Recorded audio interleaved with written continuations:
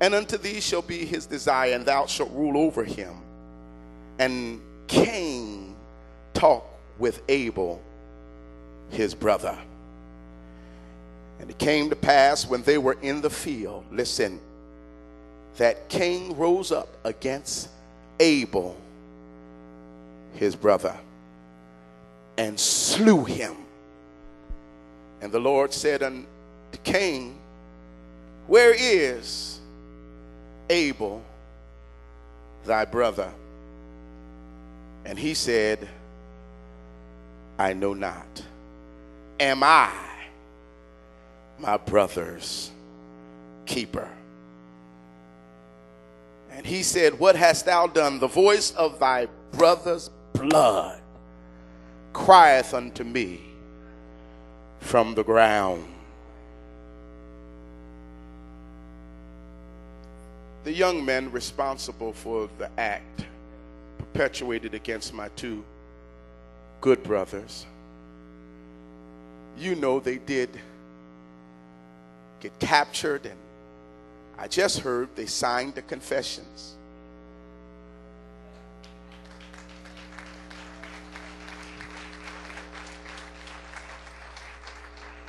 But some have said that there seemed to be a lack of remorse. Stay with me, we're going somewhere. We must understand that we just didn't lose these two. That's right. That's right. They're good brothers, but we got two other brothers that somehow, some way, along in their life's experiences, something broke on the inside. And they took on the spirit of Cain. And so my thematic question to you is this: am I my brother's keeper, or am I my brother's killer? Where do you stand? That's the question I asked my young friend. Where do you stand? Cain was angry because what he did was not acceptable to God. But God said, I'll accept you if you do the right thing. Brothers and sisters, I know some of you have been in some terrible situations. Your families are messed up at home, and sometimes mama's not there, and sometimes daddy's not there. Sometimes neither are there, and you're sometimes left to raise yourself. But I'm here to tell you there's good news. There is a God that will see you through if you let him.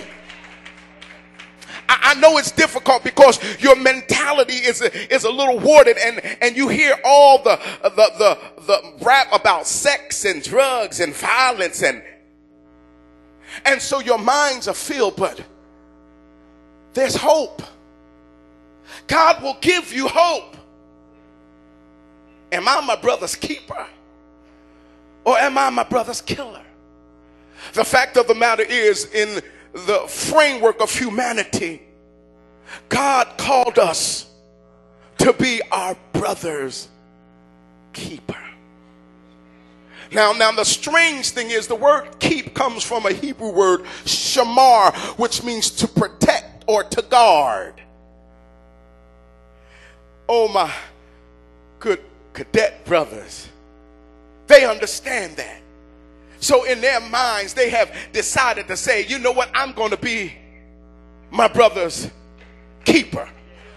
Now, we could get happy about that, but I'm here to tell you that whether you decide to become a cadet or whether you're just a citizen walking the street, you ought to have a mentality that that's my brother, that's my sister. I cannot afford to go on and continue the way that I am going. Because if we don't change, we're going down the tubes. If our mentality doesn't, if you leave here and just go get blunted up and that was my man, and act like the same old you, what does this mean? Their dying can't be in vain. Somebody in here has to figure it out. Some of my young brothers have to figure it out that, guess what? This whole illusion of keeping it real and keeping it gangster is false. It's not real. It's not real. Not when most of our young people in this city are exchanging their seats in the classrooms for cots in the prison. It is not good.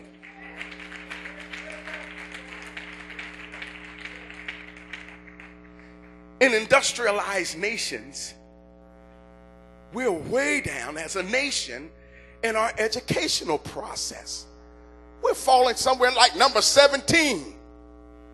18. We're not reading well. We're not writing well. And it's not because we don't have any resources. We're not using what God gave us. God gave you a mind. Use it. God gave you a mind, a good mind. Some of you young folk can change the very fabric of medicine. All you got to do is start using your mind. Some of you can change the fabric of the law libraries. All you have to do is begin to think and use your minds. Stop allowing the devil to use you. Stop allowing society to break you down and the community to destroy you. Build the community up. Become integral parts of building up what's around you. Exercise your right to think. Does it make sense? Doesn't make sense. This doesn't make sense. The only way we can make sense of it is because we got a God that's concerned about us, and that he would bring us to this place at this time to cause us to start thinking about where we are and what we're doing. And I got news for you. This may be some of your last opportunity. Don't let this be the sad memories of a lost opportunity. Don't be here and hear all the great words by these officials and by the school district and by the police department and just go out here and continue to act crazy. It's not good. Be a gangster for justice. Be a gangster for love. Be gangster enough to walk over to somebody and say, brother, I love you. See, a real gangster, I don't have to look hard. I love my brother.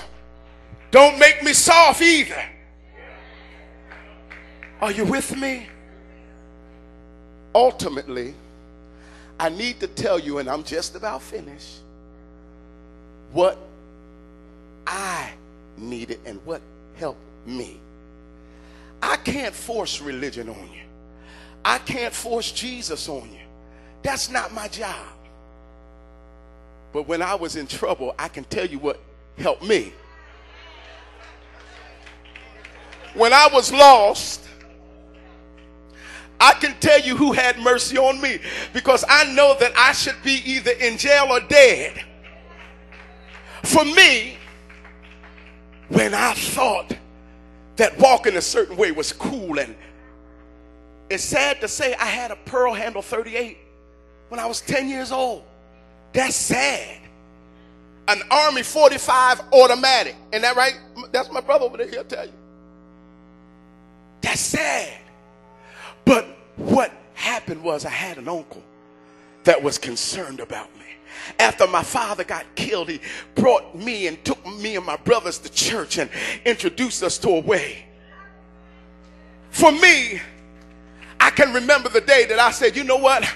I got to start thinking better.